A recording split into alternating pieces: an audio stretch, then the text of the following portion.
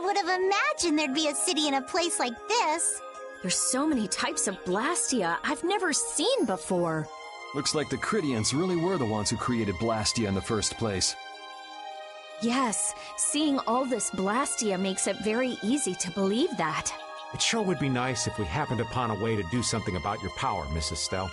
Really, that would be nice, but... It's not working. It doesn't have a core. It's just the body. This city has stopped using Blastia. What you see here is what everyone threw out long ago. Why would they do that? Because that was the path we chose. It's been a long time, Elder. So you were the cause of all this commotion outside. You've returned to us. These children are humans who are traveling with me. This is Blastia, is it not? Yes, it's my Bodhi Blastia that I use. I thought that Earth dwellers had stopped using Blastia, like us. Do you not use the Blastia here because it uses a special formula too? There are no normal or special types of Blastia. Blastia is made by crushing Apatheia and processing those pieces with technology to produce cores, and through the absorption of air. Hold it. Cores are made from crushed Apatheia? Indeed, that is what the stories say. It appears Apatheia was too powerful in its original form. Even without that power, it is a stone more valuable than any precious gem. This is why its power was restrained by breaking it into pieces and carving formulas into it. And thus its numbers were also increased. Our legends tell us that cores were always produced in this way. A bit ironic, huh? Yeah. The Apatheia that comes from Entelikeia, who hate Blastia, is necessary to make the very Blastia that they hate. Maybe Pharaoh didn't tell us about Apatheia because he felt uncomfortable talking about it, you think? Elder, there are many things I'd like to ask you about. We're trying to find out what sort of role Blastia played in ancient times. And if Blastia ever brought disasters to this world, we'd like to know how they might have been stopped. Niorzo must still have some folklore, right? Perhaps you could tell us what you know. Very well. My home would be a better place to speak of such things. Please go inside and wait for me there. Hey there. Where are you going? I was in the middle of my daily walk. I'll return to my house before too long. Apatheia, Blastia, air disturbances, Entelikeia. It looks like everything's connected. We might even see more connections once he's told us the Critian folklore. The Elder's house is a large building with a differently colored roof than all the others. Gotcha. Patty, we're leaving. Oh yeah, I'm coming too.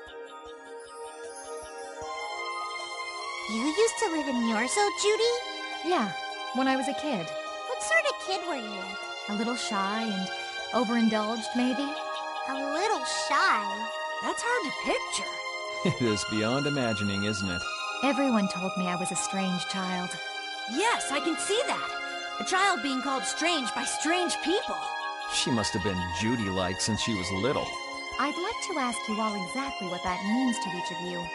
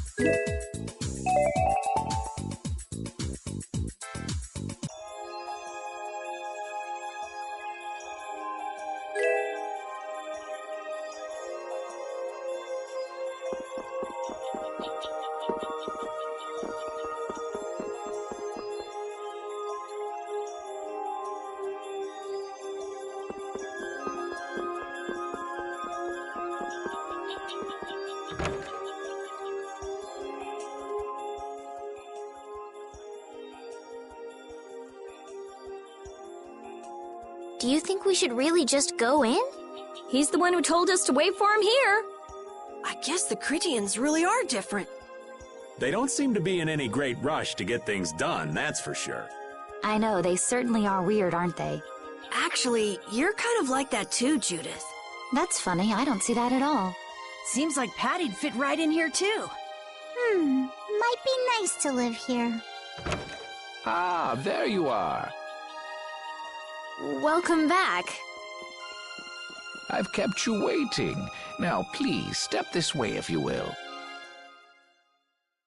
Huh? This is the very means by which the lore of Miorzo is passed on. But, it's just a wall. Judith, use the Nagig as you touch the wall, and repeat these words. City of Dreams, veiled in mist, reality's extension.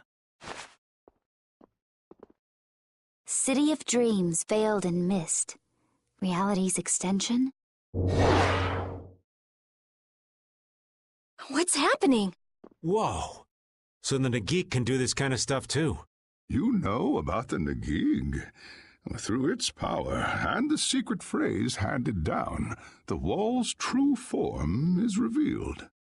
This painting is kind of creepy. The Kritia, stewards of wisdom, founders of the mighty Garaios and ancient sages. Our misbegotten wisdom has sown only the seeds of ruin. The Blastia we created granted us blessings, but also blighted the air, lifeblood of this world. Then Rita was right. There were disturbances in the air in the past. You think this is showing a disturbance in the air? It looks more like the air is trying to eat the planet. It is said that a great mass of air threatened to swallow the very planet whole. The blight grew ever stronger and brought forth a cataclysm. In our terror, we gave a name to the cataclysm, the Adaphagos. Adaphagos? The world united to challenge the Adaphagos and banish the loathsome power which created it. Hey, could that be the Entelekea? It does look a bit like monsters and humans fighting something off together. Though the Garaio civilization was lost, the Adaphagos was quelled in the end. The fact that we are all still here today is evidence enough of that. So then, is this painting showing the Adaphagos being brought under control? What is that? It looks like a large ring. What is that? I can't say. I've wondered that myself. Hey, what's the last thing it says there? Judy? Hearing the world's prayers, life faded from the child of the full moon. The Adaphagos disappeared into the void. What? The world's prayers. Life faded from the children of the full moon. Our world was preserved, but the story shall remain here for generations to tell of our sin. 240th year of Asul. What's that supposed to mean? There is no further explanation of what each of these phrases may mean. Our ancestors created the Blastia, which led to the downfall of their entire civilization. They then chose to abandon the Blastia and sever their ties with the outside world. Estelle! Let her go. This is all the lore of Miorzo. Thanks. You've given us a lot to think about. You know what's helpful? There's this magic cucumber that'll turn any dish into a gourmet meal. I think we'll pass. Could we trouble you for a place to rest a while? I feel we may need to impose on you until our friend has calmed down. You are free to use the house next door. No one lives there right now. Thank you. Okay, let's be going.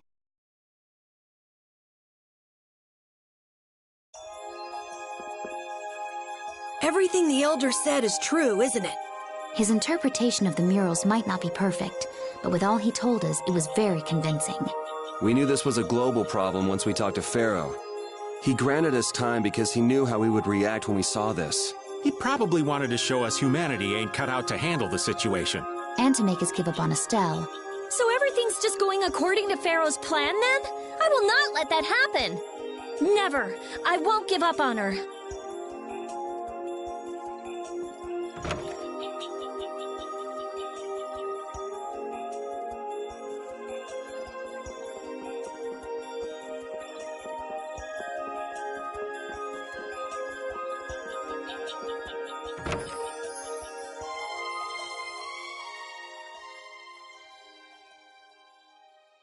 The Cataclysm? The Autophagos? If that legend's true, then maybe the power of the Child of the Full Moon isn't the only thing to blame for bringing out the Autophagos.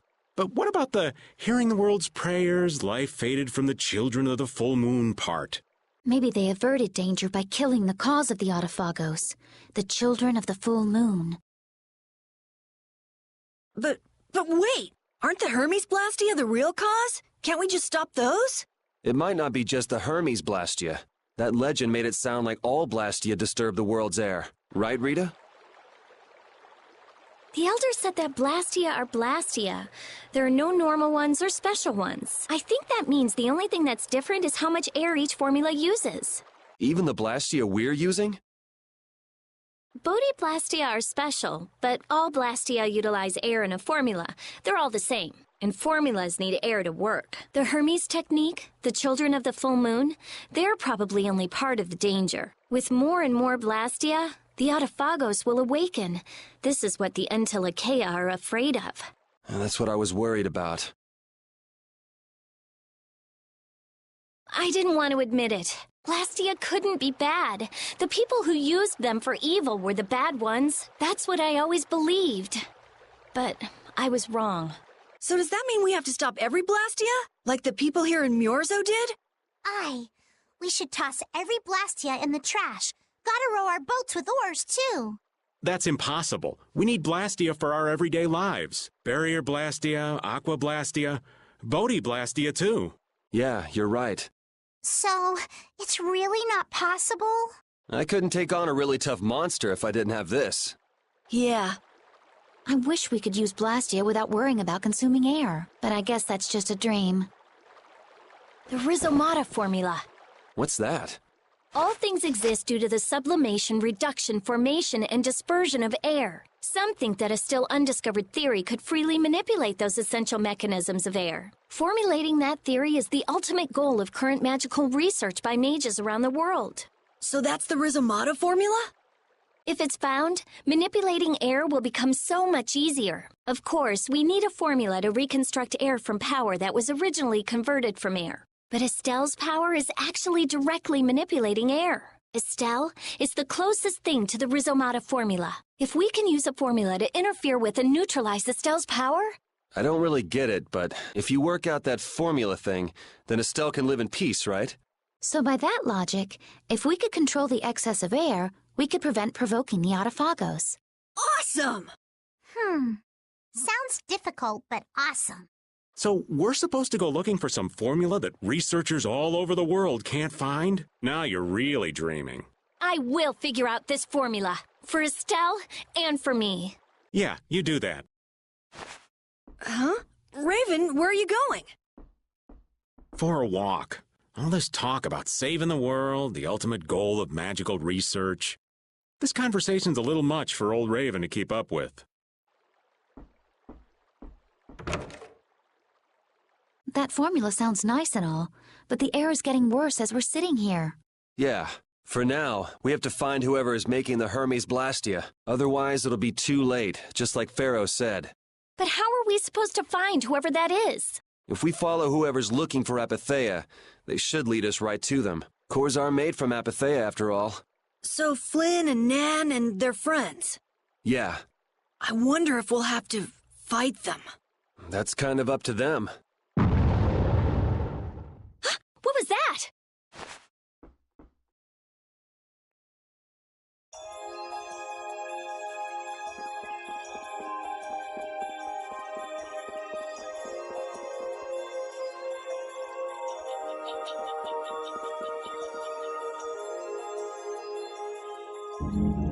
This Blastia is working. Why? this one is fitted with a core. Something's written here. Warp Blastia? So in other words, someone used this to leave Miorzo? It looks that way. Didn't they get rid of all the Blastia here? There shouldn't be any functioning, right? Yes. At least that's how it should be. What could a functional Blastia be doing here? It appears that someone's left the town. Estelle. Where's Estelle? Wait, and where'd the old man go? Huh? You don't think both of them use this? What do you mean? The Blastia in our towns should have all lost their cores back in ancient times.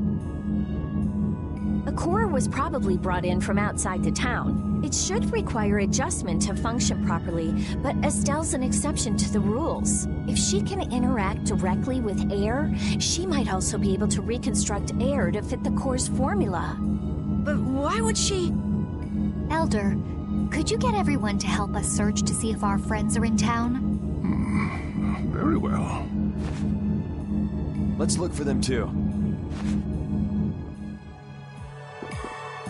I never should have left Estelle alone. Maybe I couldn't have done anything, but I should have stayed with her. She was so depressed. You're not responsible for this. Beating yourself up over it won't bring her back. I know. And what happened to Raven? He was acting a little strange. You think they're working together? I really doubt they'd both disappear at the same time. But why just the two of them? Don't make me start questioning your loyalties, Raven.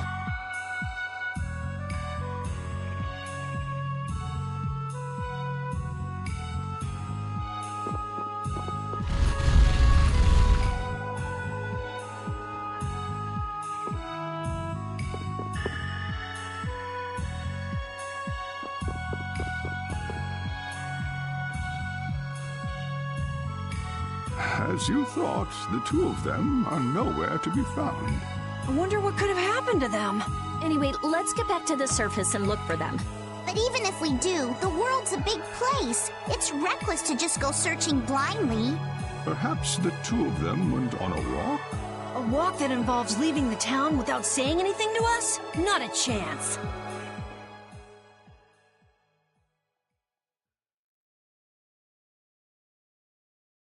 Well, only the living have the privilege of saying they'll fight to the last breath.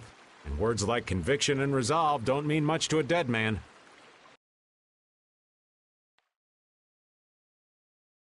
Out.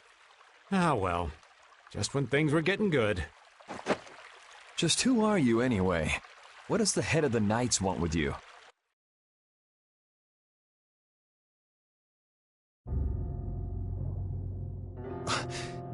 I can't believe I only just remembered that. I've got a bad feeling about this. Hurry! We have to follow them! I understand how you're feeling, but please try to calm down. What? Aren't you worried? Of course I'm worried. That's why we should calm down and think rationally, right? Oh, right. Yeah. I see. I'm sorry. Got any ideas? Ah, yes. The Master of Miorzo might have some idea. He's an Entelekea after all. Maybe he felt the flow of air from the Blastia. Did you hear it? Could you tell us where it was? To the west. A sea of sand. A town? It's not too clear, but a desert town. I think it's Jormungand. That's the town in the sands of Kagor, where we met Duke before. The sands? Why would they go to a place in the middle of nowhere? Let's head there now. You're leaving, then? I am. You don't need to shoulder such a burden. Haven't you suffered enough? Thank you, Elder. But I'm not suffering anymore. If you went into the outside world, you might understand too.